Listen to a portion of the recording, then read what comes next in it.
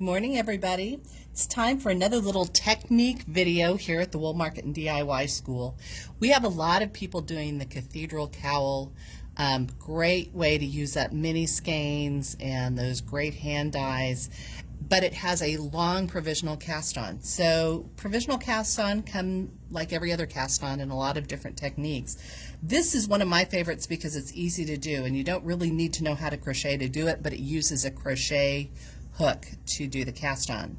So you see I've got a slip knot here. I put a knot in my first my tail here just to remind me which is the beginning of my chain, and you'll see why in a few minutes. But you're just going to chain like 2 or 3 chains to give you something to hold on to. And then you take your needle and you see I'm laying that working yarn underneath the needle, and I'm holding the needle and that chain and I'm hooking it through. And so I put 1 stitch on the needle. Now I bring my yarn behind my needle and chain another one, chain another stitch on the needle. Put my yarn behind, chain another stitch. Put your yarn behind, chain another stitch. And whatever weight yarn you're working on, you really kind of want that yarn, that weight yarn to put your provisional cast on.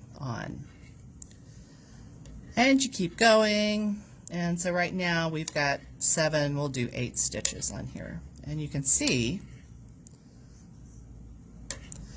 that there's my waste yarn. Now what I like to do is I like to chain a few more at the end just to kind of hold things steady. All right. And then I will snip it and pull it through.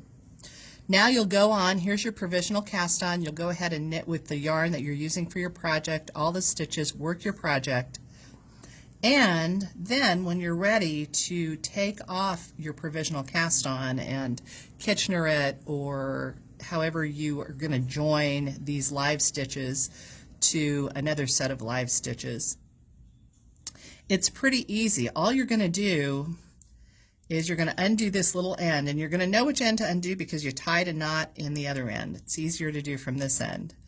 And all you're going to do then is pull that chain out. And the thing I like about this provisional cast on is you can do it 1 stitch at a time, and it will hold.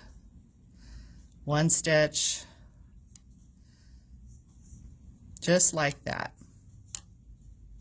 It's pretty slick. It's one of many ways you can do a provisional cast on, but right now it's my favorite.